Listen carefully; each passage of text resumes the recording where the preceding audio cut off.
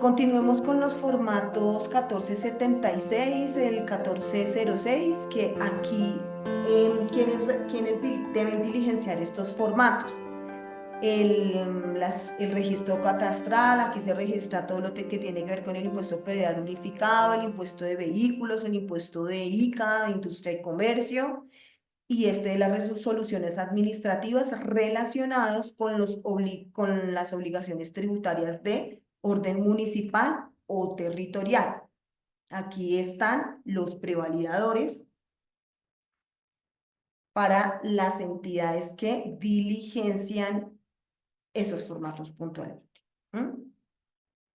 ¿Cuáles son los obligados? O aquí básicamente nosotros qué debemos tener en cuenta. ¿Qué debemos tener en cuenta en el momento en que nosotros preparemos nuestra información exógena? Bueno, entonces, registro catastral. Aquí son las entidades realmente que diligencian estos formatos: el impuesto predial, ¿quién? Los impuestos de vehículos, ¿quién? El impuesto de industria y comercio, ¿quiénes son los responsables de diligenciar esos formatos? Que básicamente, como lo vemos aquí, son las alcaldías y las gobernaciones.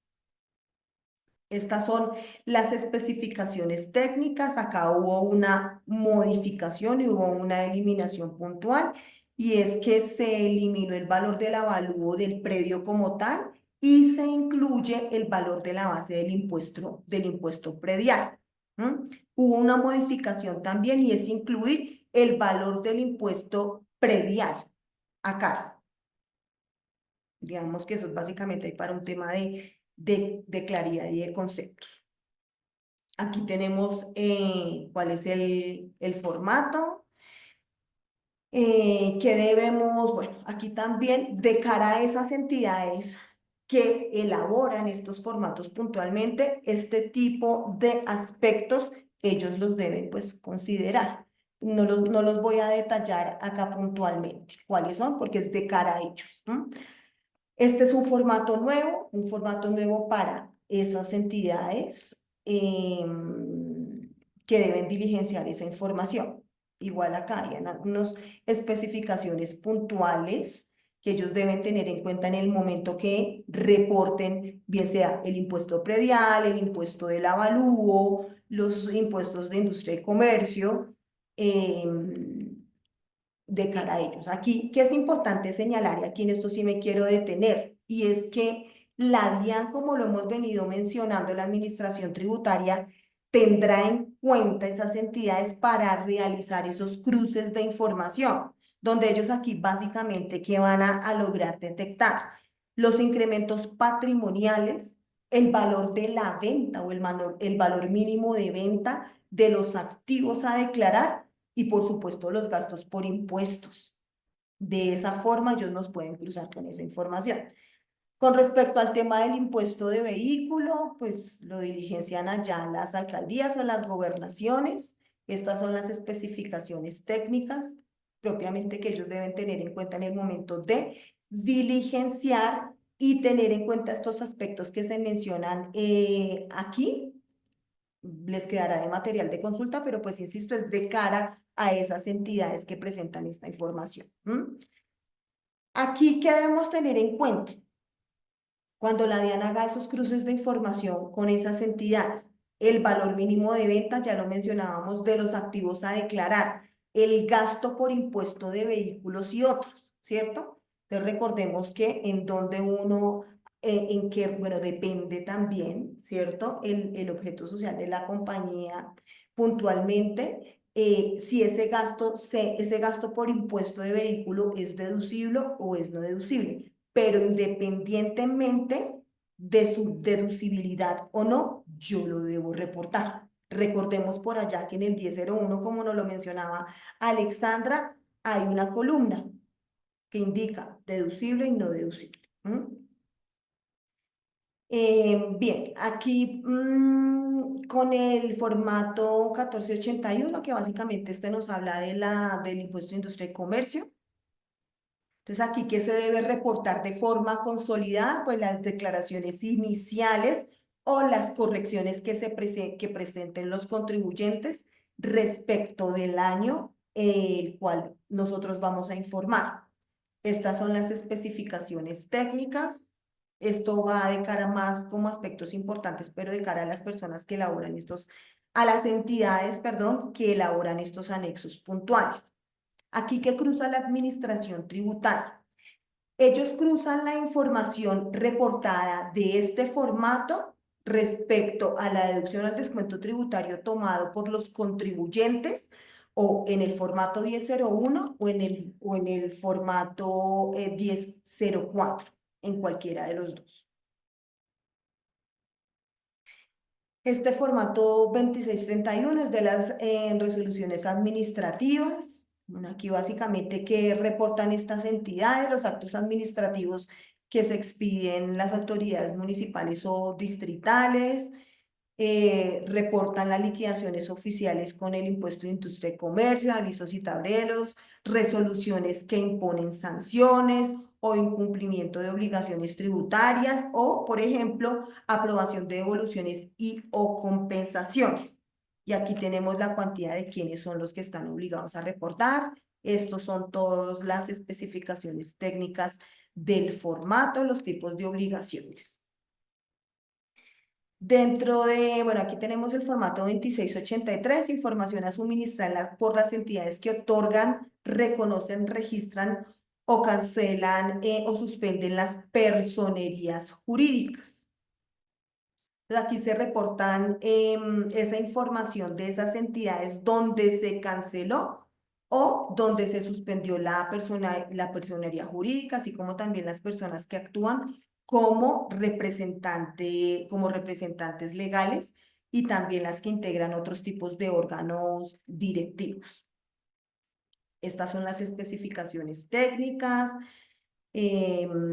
formato puntual. Por ejemplo, el 2743, información de propiedades horizontales. Y este formato, de hecho, es nuevo. Este formato, ¿quiénes tienen que reportar aquí? Lo acaba de indicar, las propiedades horizontales. Y aquí, ¿qué deben reportar ellos? La información comercial o, pues básicamente esto uno podría para llevarlo como a la vida real, los conjuntos cerrados, por ejemplo. Adicional, por ejemplo, a este formato 2743, este grupo de propiedades horizontal están obligados a reportar también, por ejemplo, el formato 1001 de pagos o abonos en cuenta, que me lo indica aquí el artículo 1 en los literales E y F de la resolución 162.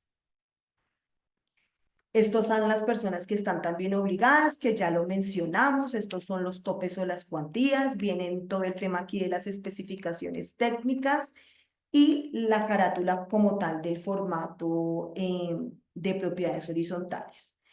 El formato 25, concesiones y asociaciones público-privadas, que básicamente este formato lo reportan las entidades o las personas que actúan como representantes de concesiones o de ese tipo de asociaciones público-privadas y aquí deberá suministrar la información que está contemplada por allá en el artículo 632 del Estatuto Tributario. Aquí nos trae todo el tema de las especificaciones técnicas y los conceptos que se deben tener en cuenta. Bueno, viene este formato 2220 que tiene que ver con las mujeres víctimas de de la violencia comprobada. ¿Quiénes son esas entidades? ¿Quiénes son esas personas naturales, asimiladas o personas jurídicas? No lo señala por allá, Jacqueline también nos lo indicó al iniciar la presentación, quiénes son las obligadas. Y pues básicamente, ¿qué se debe tener en cuenta aquí? Pues que sean empleadores y que ocupen trabajadoras, mujeres víctimas de la violencia comprobada. Deberán reportar este formato 2280 con las especificaciones técnicas que podemos encontrar también en la resolución. Viene en nuestro formato 2575 la información de donaciones recibidas y certificadas por las entidades no contribuyentes. ¿Quién debe informarlo? Todos los que tenemos contemplados aquí en el artículo 22 y 23 del Estatuto Tributario.